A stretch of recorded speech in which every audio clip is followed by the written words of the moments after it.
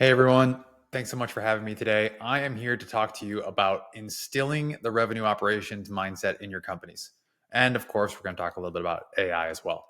So, first, let me start by introducing myself. My name is Sean Lane. I'm a founding partner at BeaconGTM. We're a go to market services firm that helps CEOs and revenue leaders improve their go to market execution.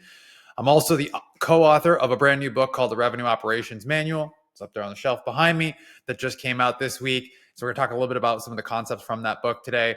But more importantly than any of those things, the thing that I care about the most, the thing I identify with the most is I'm an operator.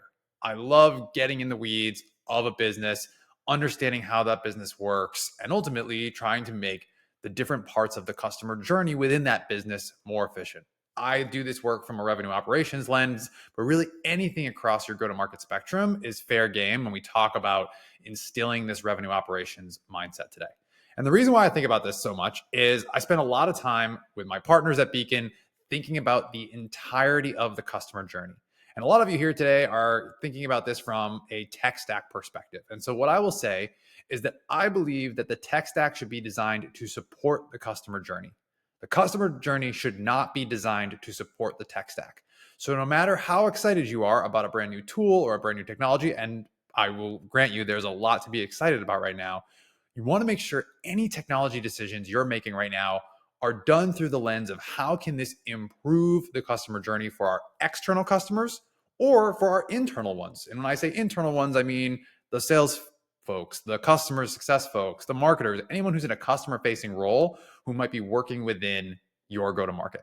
And the reason why I think about it through this lens is because this is what the leaders of the companies I work with care about. In fact, when OpenView surveyed a whole bunch of founders, what they found is that of all of their competing priorities, 73% of founders are most worried about go to market execution.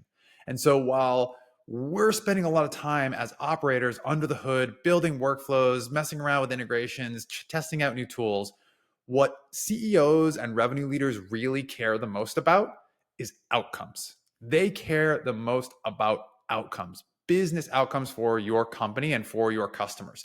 And so if you're to take that and translate that need, that desire for outcomes, how do we then as RevOps folks do our roles and think about the way that we can contribute to our companies?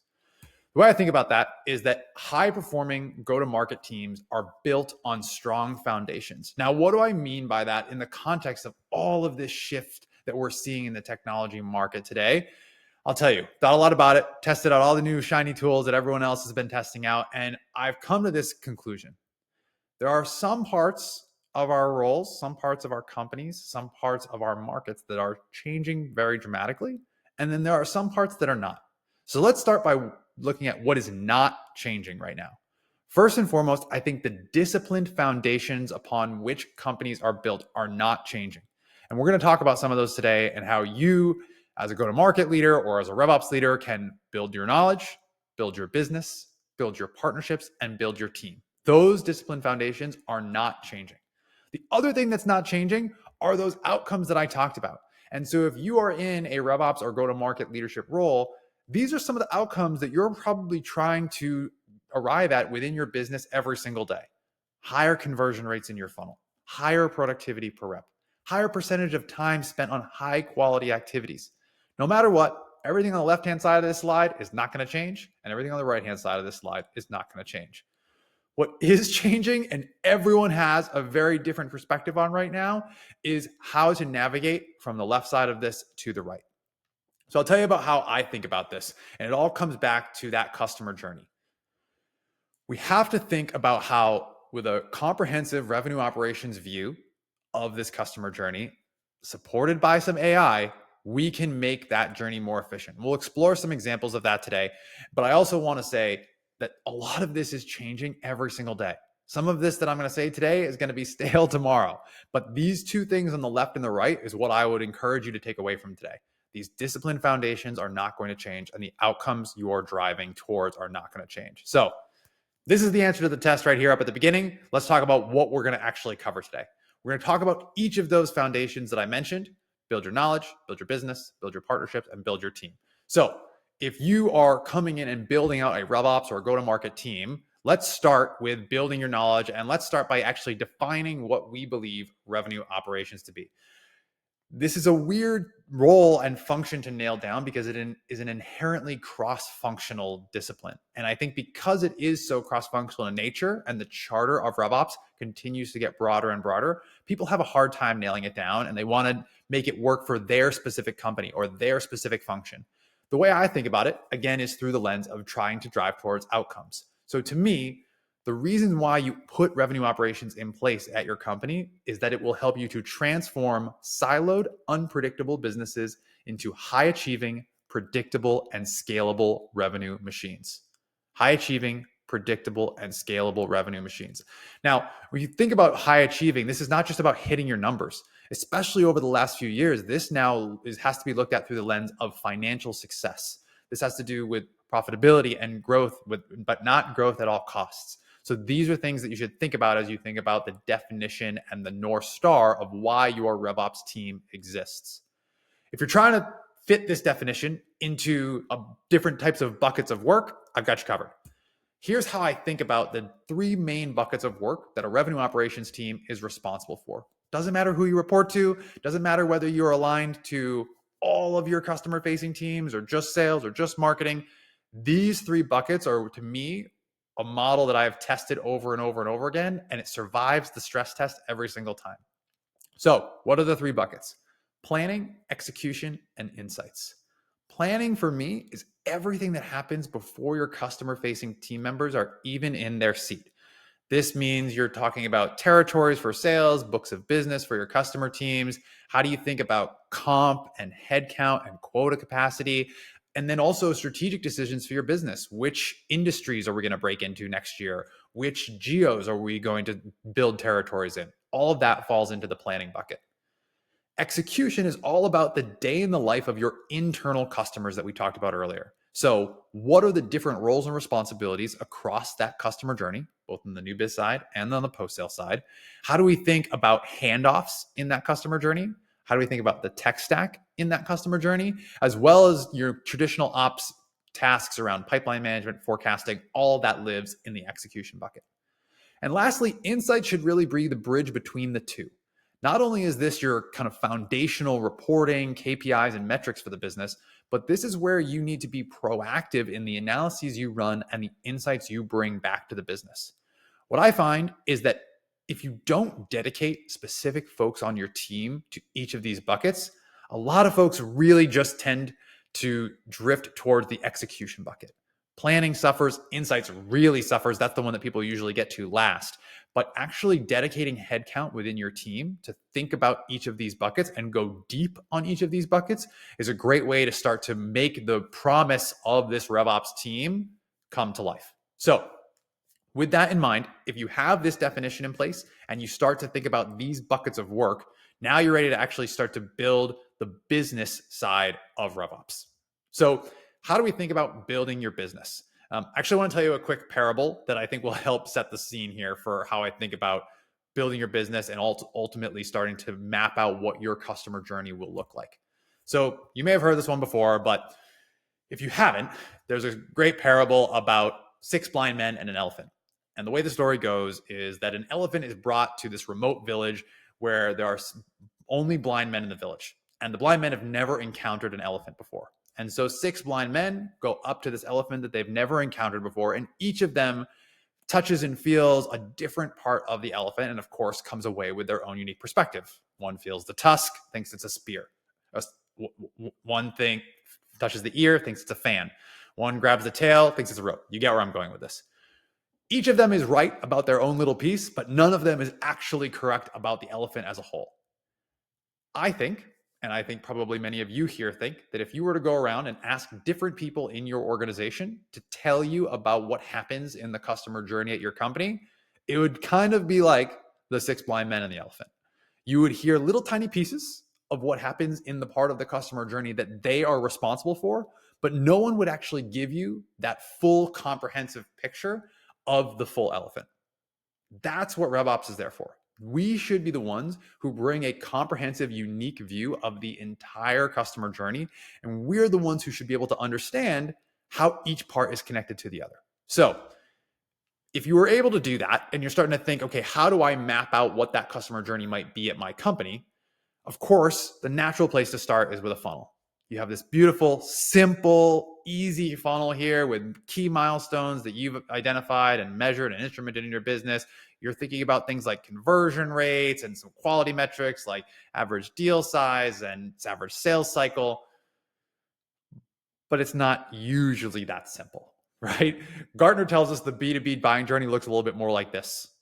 Much more daunting, much harder for revenue ops folks to wrangle, and also kind of impossible for us to measure every single possible exit point of that customer journey. So if I were to go back to what I was talking about at the beginning, we can't just throw our hands up and shrug and say this is too hard. We have to come up with a solution for how we can then build our business and instrument our customer journey. So I would encourage you to consider that full spectrum of the customer journey that I showed you at the beginning.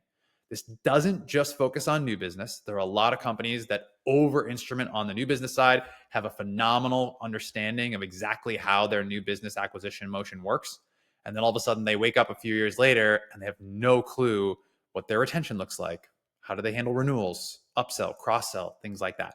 So everything that you as a RevOps leader should be instrumenting should be for the entirety of the customer journey. And so you're like, okay, this is great. These categories are helpful, but then where do I go from here?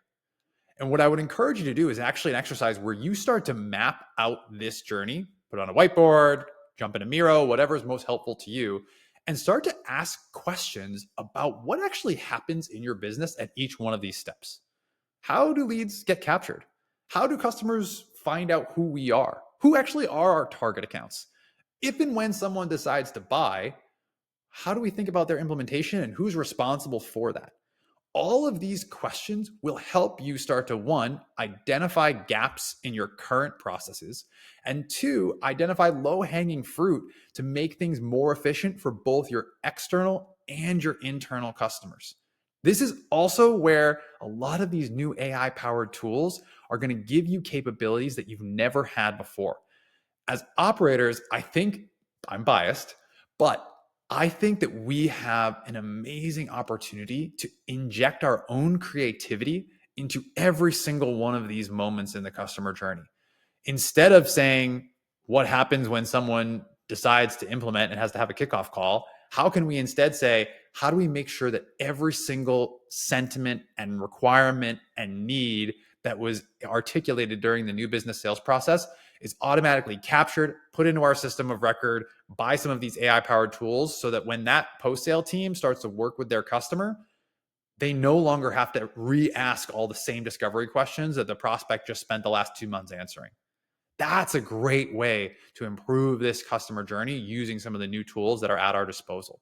So if we were to take this one step further, I'm sure you're all sitting there thinking, okay, I can start to answer these questions, but now I actually need to measure and count and instrument all of the steps along this way. You're exactly right. Once you've mapped out what your journey should look like, now let's start to think about how you can possibly measure each step along the way. And this is just an example of some of the tools that usually folks have to implement in order to capture every single one of these steps that I've described. The thing to be careful about here is that if you start to put a unique logo at every single one of these different spots along the journey, you're going to end up with an incredibly fragmented customer journey full of point solutions that is going to make life difficult, not only on you from a systems perspective, but also on your teams. Think about the reps that are switching between so many different tools every day. Think about the number of tools you need to train them on when they come into your business. So this is an opportunity as well to be really thoughtful about the tools that you're currently selecting, and really thoughtful about the ways that you might implement AI in order to grease the wheels on some of these places, right? So I mentioned the pre-sale, post-sale customer journey. Great. What about things that might have to do with your customer support? How do we make sure that all of the information from your CRM is leveraged in solving support tickets? How do we think about customer health? And instead of manually building a customer health score, actually taking into consideration all of the usage metrics that you could then use an AI model to train it on and spit you out red, yellow, green, or most likely to renew. These are opportunities for us to continue to level up the way we use these tools. And again, I'll bring you back to this. The foundations are not going to change. The outcomes are not going to change. However, we as revenue operations, along with AI supporting us, can actually really start to empower our internal users to make their experience a lot less filled with friction. So if you're looking for those opportunities, then what I would encourage you to do is start to think about, all right, if we can now measure more and more of this customer journey, how do we keep things simple for our internal customers? And I think as revenue ops folks, we're always tempted to make things a little bit more complicated than they need to be. And so what I would encourage you to think about is when you're capturing all this data, there's no limit to the number of ways you can slice and dice this stuff. There's also no limit to the number of ways that people are going to ask you to slice and dice this stuff. And so when you're building these milestones to begin with, I would encourage you to keep it as simple as possible. Think about what your level 1 metrics are. Is it leads? Is it activity? Is it meetings booked? Is it meetings held? Is it pipeline created? Is it customers won? Those are just as simple as you can possibly get. If you cannot measure those basic milestones, and I'm talking about things you can actually count, you're not ready to go anywhere past that. You're not ready for anything more complex than that.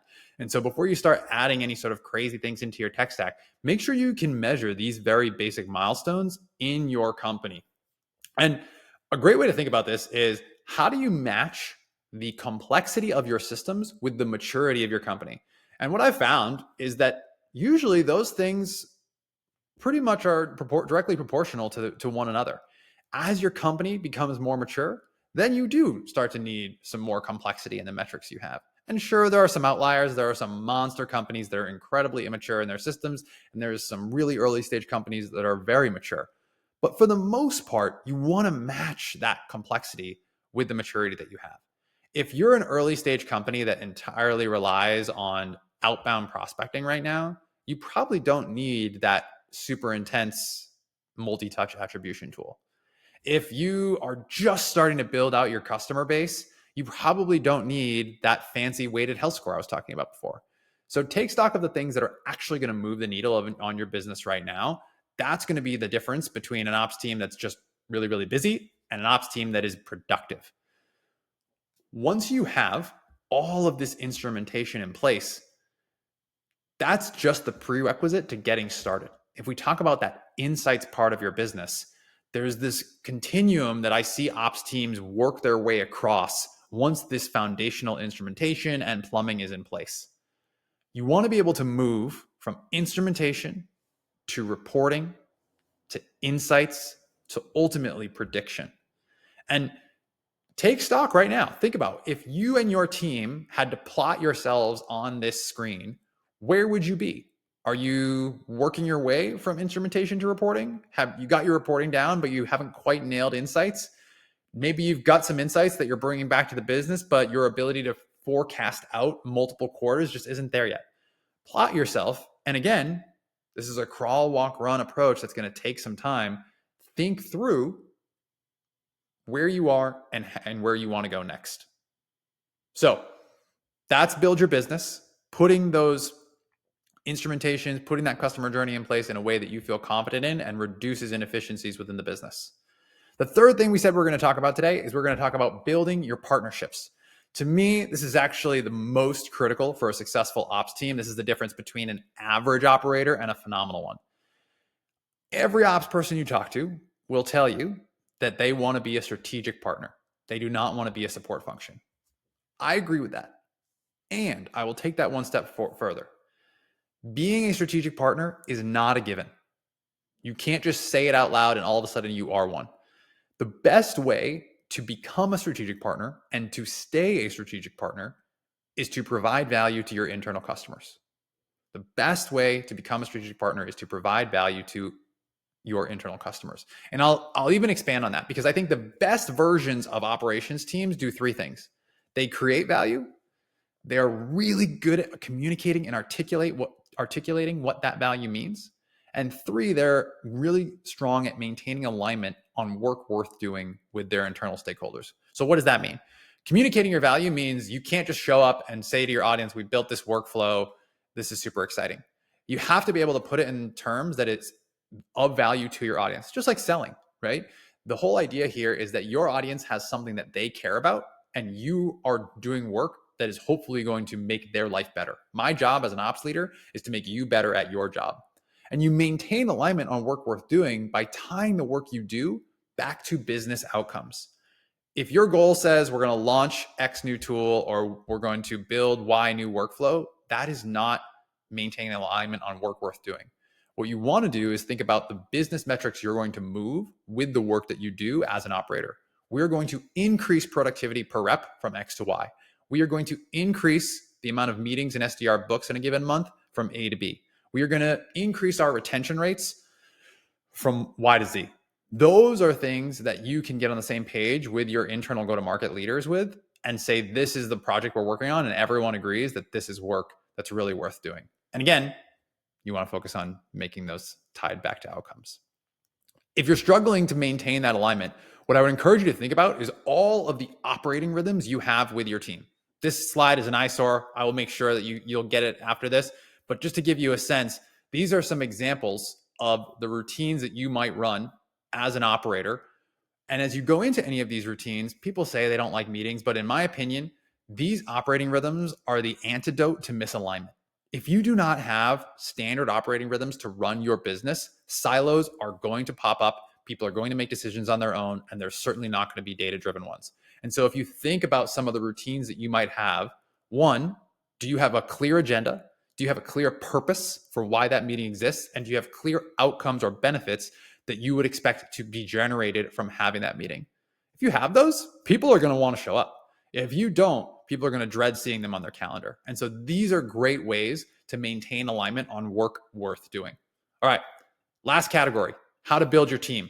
Last, but certainly not least, this is a really important thing for ops teams as they think about both the models of their team as well as the traits of the folks that they're going to find.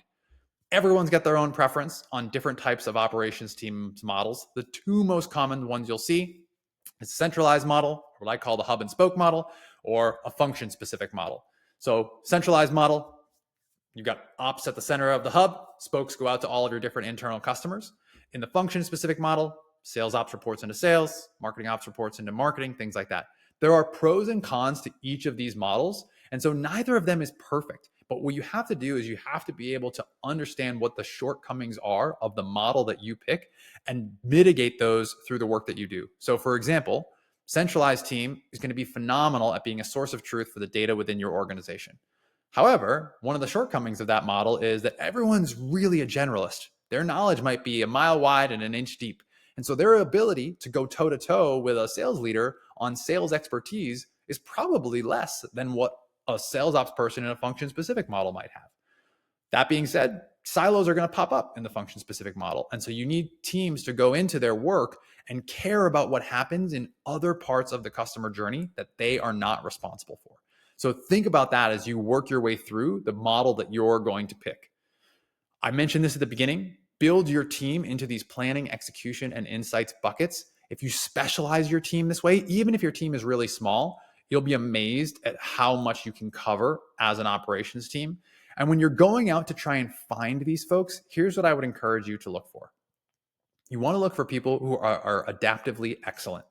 And what I mean by that is if you are adaptively excellent, you can be dropped into any situation. You can use the context and historical knowledge that you have from your career and the situation that you are in and thrive in that environment. This is not easy to do, right? This is not being quick on your feet or hand wavy. This is someone who knows what they're talking about and can be dropped into a new situation and succeed. You also want people who are problem solvers, people who are seeking out the answers to the problem, almost in a weirdly competitive way. They have to be the one who solves it. And lastly, you want someone who is going to be a true partner for your go-to-market leaders. If this person is just going to say yes to everything or not bring their own fully developed perspective to the table, they're not going to challenge and support and partner with your go-to-market leaders in the way that makes RevOps really, really special. And so you need someone who's willing to do that.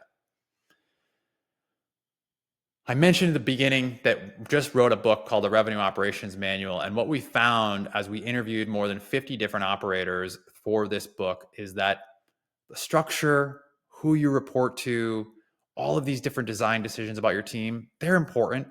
but they matter a lot less compared to the mindset that you can instill within your team. And so what I would encourage you to do is think about how you can instill each of these statements into your team. Operators are strategic partners, not a support function. We focus on outcomes, not inputs. We're the perfect blend of strategic and tactical. We're lifelong learners and not afraid to be proven wrong. We champion our work and we're proud of the impact we create. And last but certainly not least, we believe in constant incremental improvements and a better, never done approach. None of these statements in a vacuum or by themselves solve all of your problems, but when taken together, I really do believe that this mindset will level up your RevOps organization and make you an incredible partner to all of your teams. So, thank you so much for letting me be here with you today. As I mentioned, big fans of lifelong learning over at BeaconGTM. So if you want to chat more about building your RevOps team or improving the go-to-market execution at your company, check us out at BeaconGTM. Or if you want to hear some more from experts who are way smarter than me, check out our operations podcast. We have a new episode every other Friday. And a lot of the lessons that we got for the revenue operations manual book originally came from that podcast. All right. Thank you so much for having me. Really appreciate it. Enjoy the rest of the day.